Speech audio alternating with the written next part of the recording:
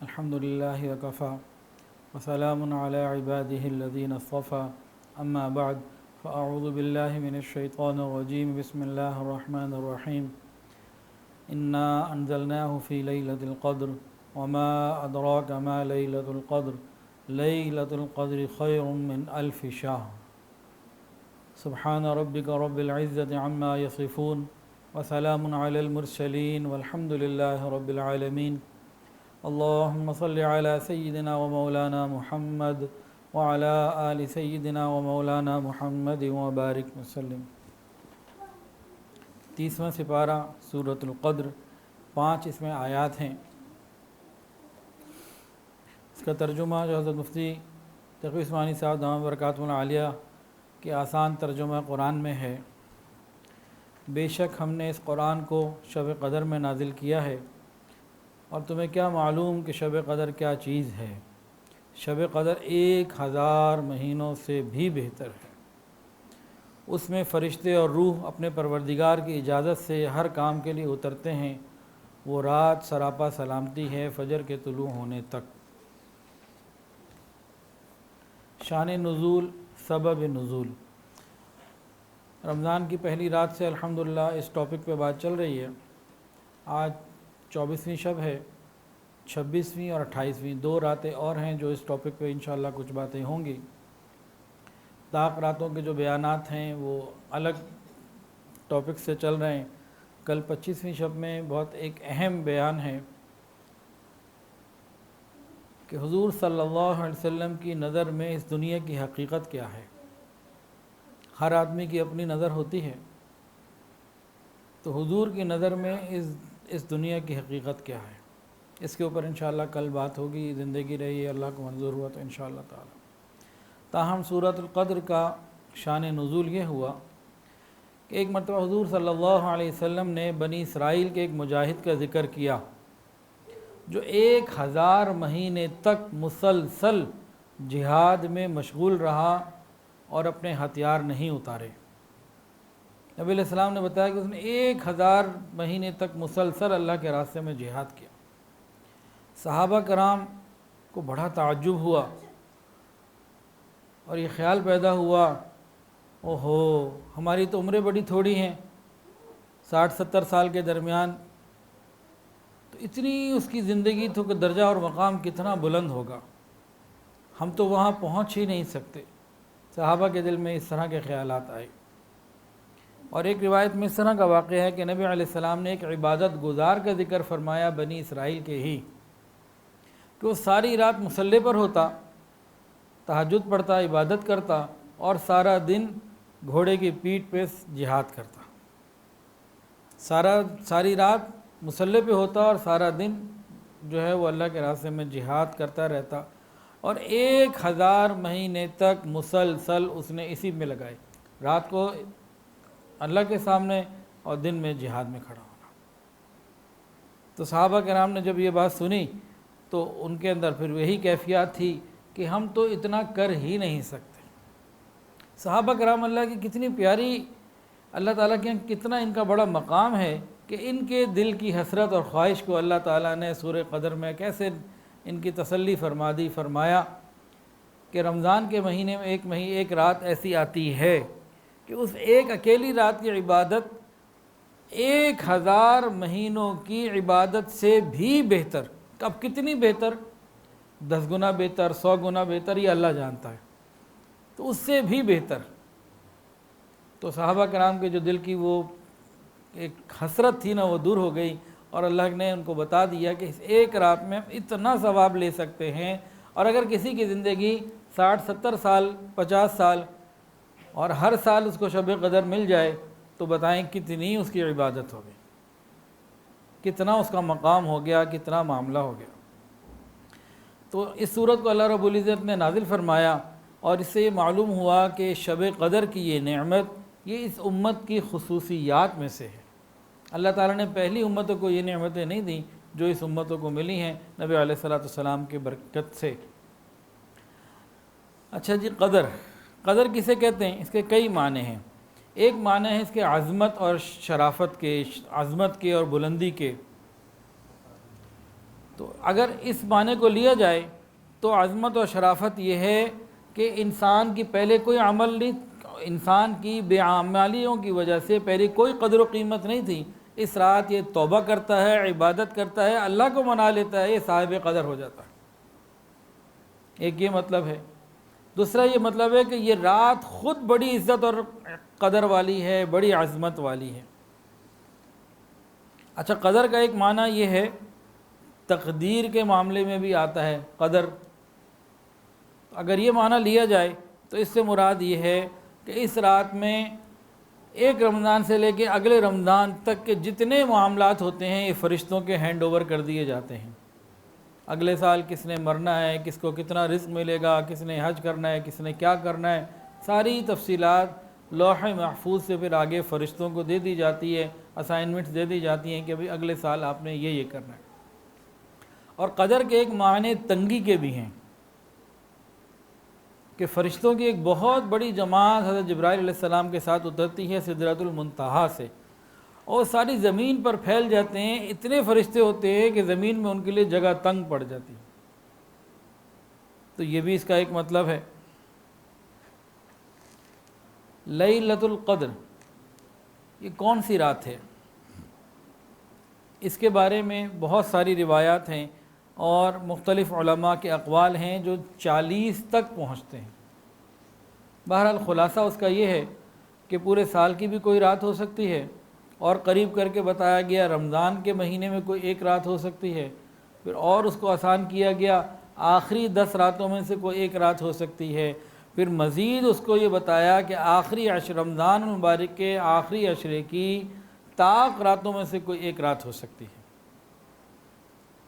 تو تمام علماء کا، جمہور علماء کا اس بات کے اوپر اتفاق ہے کہ غالب گمان یہی ہے کہ آخری عشرے میں طاق راتوں میں سے کوئی ایک رات ہوتی ہے، اور یہ بدلتی رہتی ہے، فکس نہیں ہے کہ بس ہر دفعہ یہی آئے گی، کبھی کوئی ہوگی، کبھی کوئی ہوگی، کبھی کوئی ہوگی، طاق راتوں میں یہ بدلتی رہتی ہے۔ یہ اللہ کی قدرت ہے، اللہ جیسے چاہے کریں۔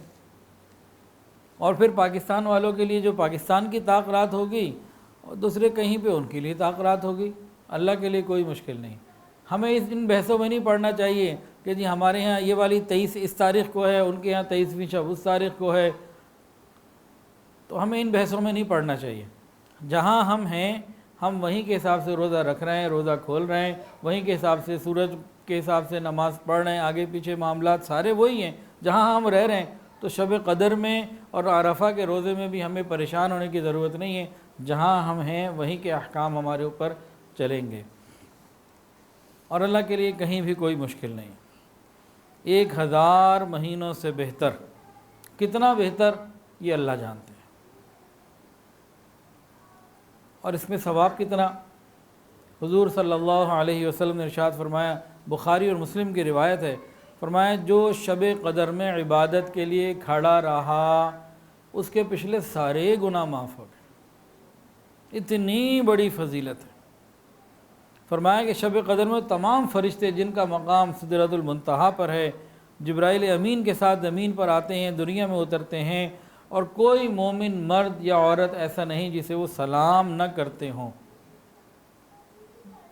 بس وہ جو شراب پینے والے یعنی نشہ کرنے والے ہیں اور خنزیر جیسے حرام کھانے والے ہیں، ان لوگوں سے وہ سلام نہیں کرتے، باقی تو سب سے وہ سلام کرتے ہیں۔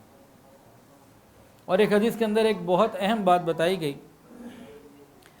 یہ رات عظمت والی ہے، قدر والی ہے، عزت والی ہے، سلامتی والی ہے، برکتوں والی ہے، مغفرتوں والی ہے، یہ ساری باتیں بالکل ٹھیک ہے، لیکن اس کے علاوہ بھی ایک بات بتائی گئی۔ فرمایا، رسول اللہ صلی اللہ علیہ وسلم نے ارشاد فرمایا، جو شخص شب قدر کی خیر و برکت سے محروم رہا وہ بالکل ہی محروم اور بد نصیب ہے۔ یعنی کچھ ایسے بھی ہوں گے جو اس رات میں محروم رہ جاتے ہوں گے۔ ہر سال ہر رمضان میں یہ رات آتی ہے اور کچھ محروم ہو جاتے ہوں گے۔ اللہ ہمیں محرومین میں سے محفوظ رکھے، ہمیں اس کی برکتیں عطا فرمائے، اس کی طلب عطا فرمائے، شوق عطا فرمائے، اس رات ہمیں عبادت کرنے کی توفیق اور لذت عطا فرمائے۔ کم سے کم ہم یہ کریں کہ رمضان المبارک کی طاق راتوں میں کچھ نہ کچھ عبادت شب قدر کا کم سے کم درجہ ہم کیا کریں تلاش کرنے کا؟ جو مرد حضرات ہیں یہ عشاء اور فجر باجماعت پڑھیں، تراویح پڑھیں 20 رکعت پوری. اس کے علاوہ تھوڑی بہت جتنی آسانی سے عبادت کر سکتے ہوں وہ کر لیں، اور موبائل اس رات چھوڑ دیں، کم سے کم اتنا ہی کر لیں. یہ سب سے مشکل کام ہے موبائل کو چھوڑنا. وہ طاق راتوں میں ہی موبائل ہم چھوڑ دیں، تھوڑی سی تو محنت کر لیں تو انشاءاللہ اللہ تعالیٰ آسانی فرما دیں گے. اس رات میں دعائیں کیا مانگنی چاہیے؟ امی عائشہ صدیقہ رضی اللہ تعالی عنہا نے پوچھا یا رسول اللہ اگر میں شب قدر پاؤں تو اللہ سے کیا مانگوں؟ تو نبی علیہ السلام نے فرمایا اللہم انک عفو تحب العفو فاعف عنی، اللہم انک عفو تحب العفو فاعف عنی. یہ مانگے یا اللہ بہت معاف کرنے والے ہیں اور معافی کو پسند کرتے ہیں، یا اللہ میری خطائیں معاف فرما دیجیے. اللہ سے معافی مانگنی ہے، توبہ کرنی ہے. اس کے علاوہ جو چاہیں مانگیں. اچھا، شب قدر کی بعض تفصیلات ہیں کہ اس رات میں نہ زیادہ سردی ہوتی نہ زیادہ گرمی ہوتی، کچھ اور بھی اس کی تفصیلات ہیں. صبح سورج نکلنے کے وقت بھی کچھ اس کی پہچان ہے، کچھ خاص انوارات ہوتے ہیں جو اللہ والے مشاہدہ کر بھی لیتے ہیں بعض مرتبہ، لیکن ہمیں ان میں سے کسی چیز کی طرف جانے کی ضرورت نہیں. دیکھیں بھئی، چلو مان لیا کوئی ایسی مبارک ہستیاں ہیں جن کو اس رات کے انوارات محسوس ہو جاتے ہیں، لیکن ہمیں محسوس ہوں یا نہ ہوں ان کا ادراک اس کی فضیلت کو کم یا زیادہ نہیں کر سکتا. ہم ان 5 راتوں میں تلاش رکھیں اور عبادت کریں تو جو رات بھی ہوگی وہ فضیلت ہمیں مل جائے گی، چاہے ہمیں معلوم ہو کہ اس دفعہ کون سی آئی کہ کون سی نہیں آئی. اس پہ زیادہ نہیں پڑھنا چاہیے. اس لیے فکر میں نہ رہیں، ہمت کر کے کوشش کریں کہ ہم اعمال میں لگیں، اعمال میں آئیں. انا انزلناہ فی لیلۃ القدر، اس میں بتایا گیا کہ قرآن مجید بھی شب قدر میں نازل ہوا. لوح محفوظ میں تو ازل سے لکھا ہوا ہے، تو ازل سے جو لوح محفوظ سے جو نیچے اتارا وہ آیا پھر 27ویں، وہ آیا پھر شب قدر کی رات میں. 27ویں نہیں، وہ آیا پھر شب قدر کی رات میں اس کا نزول ہوا. پھر آہستہ آہستہ نیچے آتا رہا، نزول اس کا ہوتا رہا قرآن مجید کا. بلکہ تمام آسمانی کتابیں اور صحف ابراہیم و موسیٰ اور باقی بھی صحف اور باقی کتابیں قرآن مجید ملا کے سب کی سب رمضان المبارک میں نازل ہوئیں. حضرت ابوذر غفاری رضی اللہ عنہ سے روایت ہے کہ نبی علیہ السلام نے فرمایا کہ صحف ابراہیم 3 رمضان، تورات 6 رمضان، انجیل 13 رمضان، زبور 18 رمضان اور قرآن مجید 24ویں تاریخ رمضان میں اترا ہے. ایک روایت میں اس طرح کی بات آئی ہے. بہرحال خلاصہ یہ کہ تمام آسمانی کتابیں اسی رمضان المبارک کے مہینے میں نازل ہوئی ہیں. اسی طرح تنزل الملائکۃ والروح، روح سے مراد حضرت جبرائیل علیہ السلام ہیں. فرمایا کہ جب شب قدر ہوتی ہے تو جبرائیل امین فرشتوں کی بڑی جماعت کے ساتھ زمین پر اترتے ہیں. جتنے اللہ کے بندے مرد اور عورت نماز میں، ذکر میں، دعا میں، تلاوت میں، نیک اعمال میں لگے ہوتے ہیں، ان سب کے لیے رحمت کی دعائیں کرتے ہیں. سلام، اس رات میں سراپا خیر ہی خیر ہے، یہاں شر نہیں ہے. اس رات میں سراپا خیر ہے، سلام. یہاں پہ 2-3 باتیں ذرا اور. اللہ تعالیٰ کی طرف سے اس رات میں اس امت کے لوگوں کے لیے، مردوں کے لیے، عورتوں کے لیے سلام آیا. سلام، سلامتی نازل ہوئی، سلامتی کا نزول ہوا. یہ کیا پروٹوکول ہے، یہ کیا نعمت ہے. گزشتہ انبیاء کے بارے میں قرآن کے اندر آتا ہے سلام علی ابراہیم، سلام علی نوح فی العالمین، سلام علی الیاسین، سلام علی موسیٰ و ہارون. انبیاء کو ایسی سلامتیاں ملا کرتی تھیں. اللہ نے اپنے محبوب کے صدقے اس امت کو وہ سلامتیاں جو انبیاء کو، گزشتہ انبیاء کو ملیں، اللہ تعالیٰ نے اس امت کو بھی عطا فرمائی. یہ اس امت کا ایک خاص انعام اور پروٹوکول ہے. جتنا ہی اللہ کی نعمت کا، اس نعمت کا شکر ادا کیا جائے اتنا ہی کم. ہمیں کوشش کرنی چاہیے اس نعمت کو ہم حاصل کریں.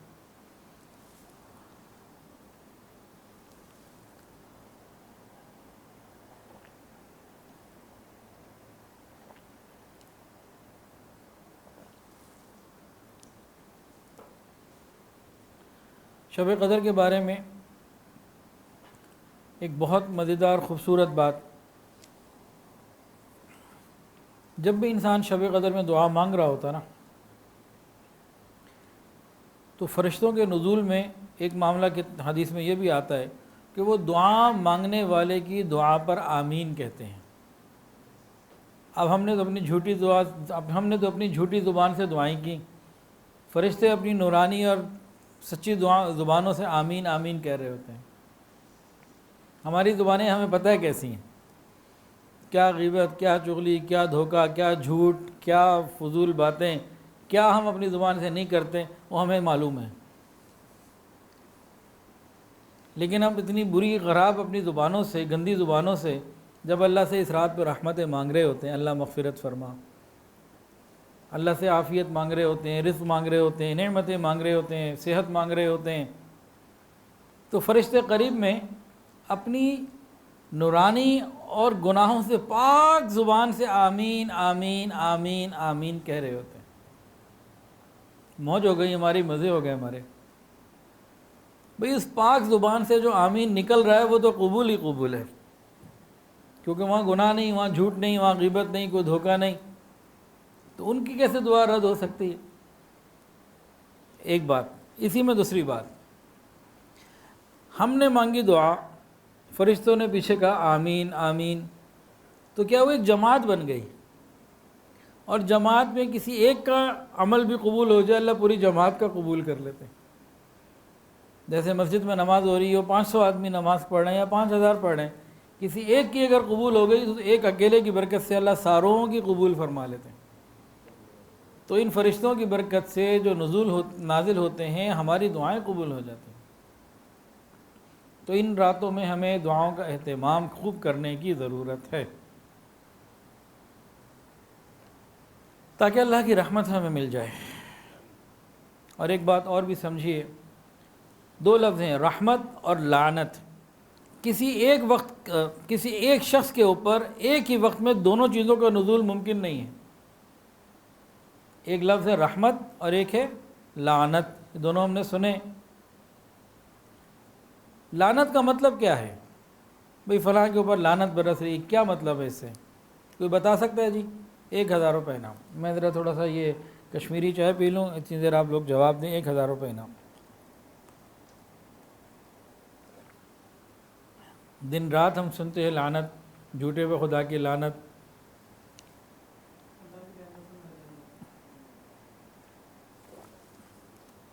اور کوئی جواب؟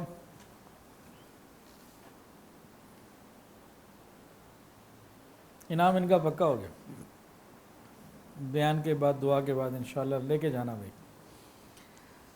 لعنت کہتے ہیں اللہ تعالیٰ کی رحمت سے دوری کو۔ لعنت کسے کہتے ہیں؟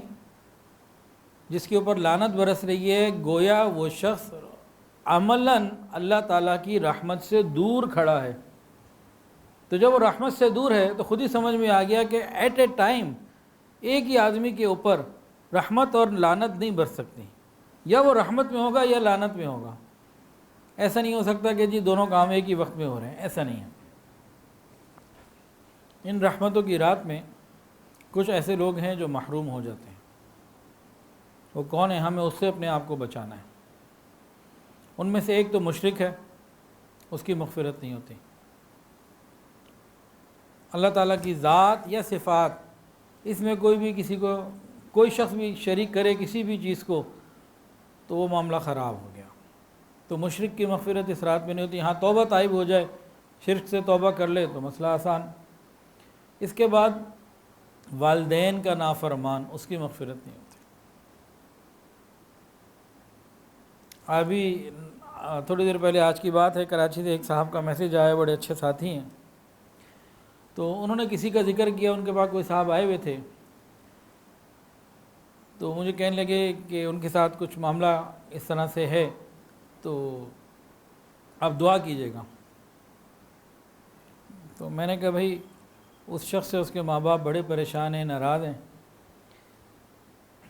پیر استاد کی دعائیں بھی اس وقت زیادہ لگتی ہیں جب ماں باپ کی دعائیں لگی ہوئی ہوں۔ میں نے کہا جی آپ مجھے پیر مانتے ہیں اور بیت بھی ہیں, بڑی عقیدت بھی رکھتے ہیں, سارا کچھ ہے, لیکن گر کی بات بتا رہا ہوں, اندر کی بات جو ہوتی ہے نا وچلی گل, وہ کیا ہے کہ پیر کی دعائیں بھی زیادہ اسی وقت کام کرتی ہیں جب ماں باپ کی لگی ہوئی ہوں. ماں باپ سے بڑا پیر کوئی نہیں ہے. ماں باپ کی خدمت کر لیں, ماں باپ کو راضی کر لیں, ان کی دعائیں لے لیں تو انشاءاللہ بڑے کام نکل جائیں گے. لیکن ماں باپ کا دل دکھایا ہوا ہو, ماں باپ پریشان ہو, رو رہے ہو, تکلیف میں ہو, غم میں ہو, ان کو ان کو راضی کرنے کی فکر نہ ہو, اور خالی ہم کہیں شیخ کی پیر کی دعاؤں سے ہمارا کام بن جائے گا, یہ بڑا مشکل کام ہے. یہ مشکل کام ہے. تو سچی بات ہے بھائی, ٹھیک ہے میں پیر ہوں, لیکن جو اندر کی بات ہے نا وہ بھی یہی ہے کہ پیر کی دعائیں زیادہ اسی کو لگیں گی جس کو ماں باپ کی لگی ہوئی ہوں گی, ورنہ ماں باپ کی آہ بڑی دور تک لے جاتی ہے. ایک صحابی رسول تھے علقمہ رضی اللہ تعالی عنہ, موت کا وقت آیا, نہیں نکل رہی, روح نہیں نکل رہی, بڑی پریشانی ہوئی, نبی علیہ السلام کی خدمت میں حاضری ہوئی. لوگوں نے کہا تو معلوم یہ ہوا کہ اس کی ماں اس سے ناراض. ماں کو بلایا, ماں سے کہا اس کو معاف کر دے. کہا نہیں میں تو اسے معاف نہیں کرتی, بڑا دل دکھایا ہوا اس نے. نبی علیہ السلام نے بھی ایک حکمت اختیار فرمائی اور ایک صحابی کو کہا جاؤ لکڑیاں لے کر آؤ, اور لکڑیوں کو آگ میں لگاؤ, جلاؤ اور ڈالو اس کو آگ میں. ماں ڈر گئی, اب میرے بیٹے کو آگ میں ڈال دیں گے. ہاں تو جو معاف جو نہیں کرتی ادھر بھی جا کے جلنا ہے تو یہیں جل جائے گا. یا اللہ یا رسول اللہ میں نے معاف کیا, مجھے بس میں نے معاف کیا. ادھر ماں نے معاف کیا, ادھر کلمہ نکلا اور وہ روح پرواز ہو گئی اور کام آسان ہو گیا. تو بہت سارے لوگ ایسے ہوتے ہیں جو ماں باپ کا تو دل دکھائے بیٹھے ہوتے ہیں, کہتے ہیں جی ہم حضرت سے دعا کرا لیں گے. تو وہ اس خوش فہمی میں نہ رہیں کہ ماں باپ کا دل دکھا کے, ان کو رلا کے, تکلیفیں پہنچا کے کسی اور کی دعاؤں سے ان کے بیڑے پار ہو جائیں گے.